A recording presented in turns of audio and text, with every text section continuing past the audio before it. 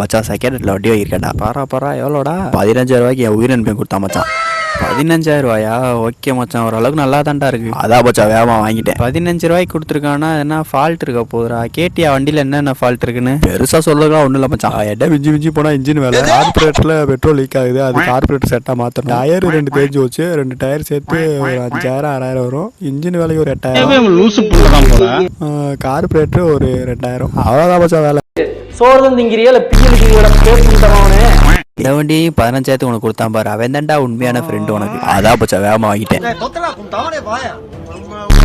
மாப்பிள்ள 88,000 எப்ஜெட் ஒன்று.